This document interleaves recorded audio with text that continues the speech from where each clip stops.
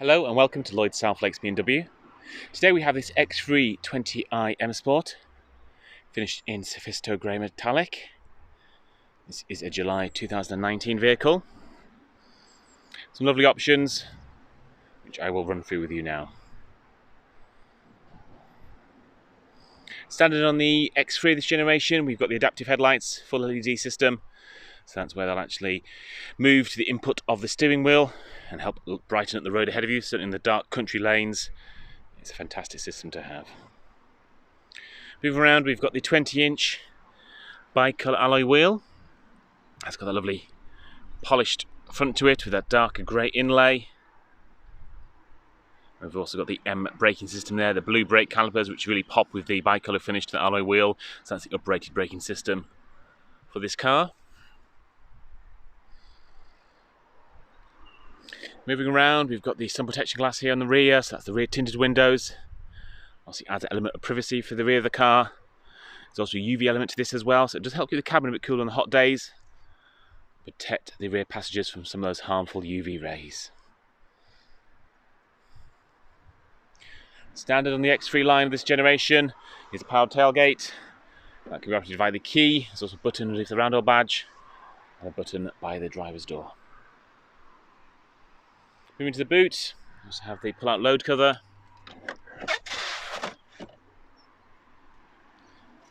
Nice deep boot in the X3. We've got 40-20-40 split folding rear seats. These can actually be operated by two levers as well on the back of the car, so they can be dropped down if you've got a large item to fit in. Also with this, got a rear luggage compartment package here, so you've got these handy rails with these tie-down sliders. They can be moved around.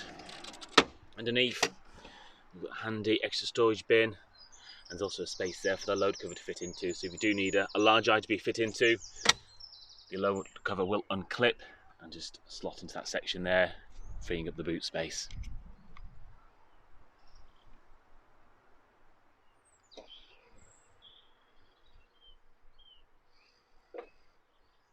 Moving into the rear of the car,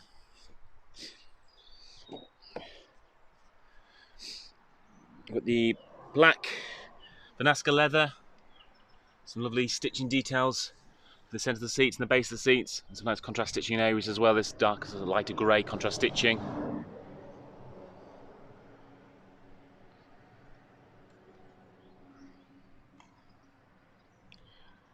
Moving around, rear passengers also have their own ventilation controls, so that's a full freestone climate control in this vehicle, and it's an additional 12-volt socket down there as well for charging extra devices. Rear passengers also benefit from a tilt mechanism on the rear seats, so you can actually tilt the rear seats a bit like you do in the front, just to get a real nice, comfortable position.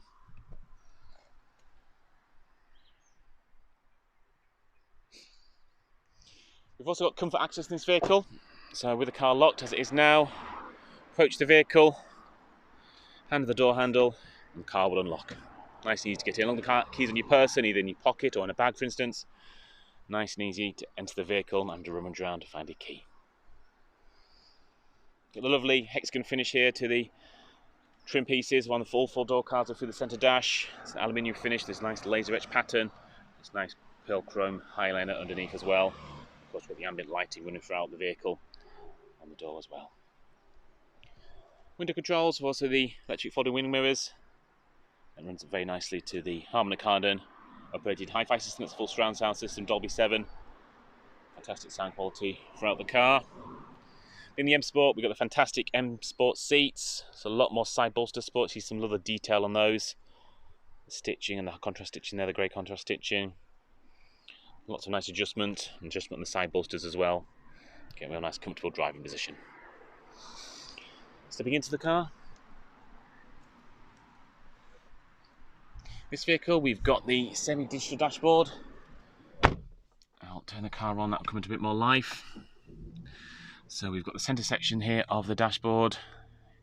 It's digital with the analogue outer rings. So happens when you go to different driving modes, that centre section changes, gives you different bits of information.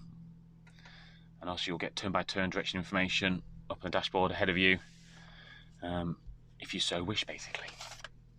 In addition to the semi-digital dashboard, we've also got the head-up display in this car. I pan up now, we can just about see, we can see quite nicely ahead of us. So that's good. Currently got the speed readout.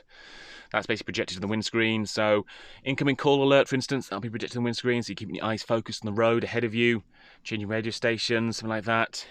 You can bring up a menu. It's not very clear today, but that is there on the right hand side. And you can toggle through different audio options, selecting your radio station as so. Moving to the central display, we've got the ID6 system on this car. It's a full touchscreen system. We have this live tile. So you've got these different tiles here, 6 of them, which you can adjust and set them up to give the information you want to see. Like I said, it is a full touchscreen system. Great from a passenger point of view or from a park point of view. For driving, I prefer the voice activation or the iDrive dial.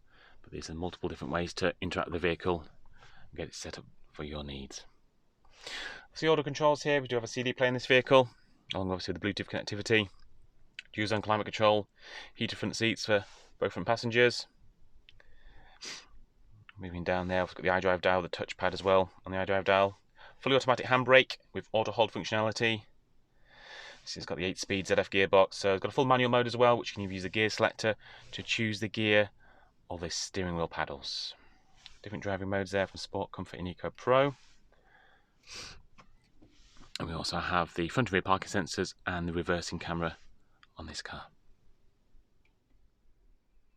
Just finishing off on the steering wheel, we've got the cruise control and speed limit control there on the left hand side, and right hand side we have all the audio options.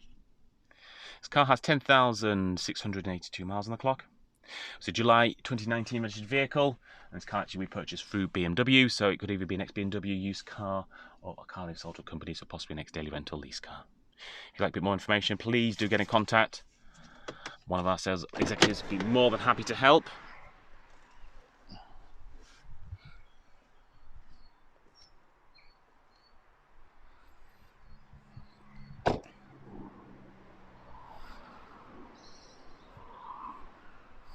Hope this video has been of use. Like I said, if you need any more information, please just get in contact.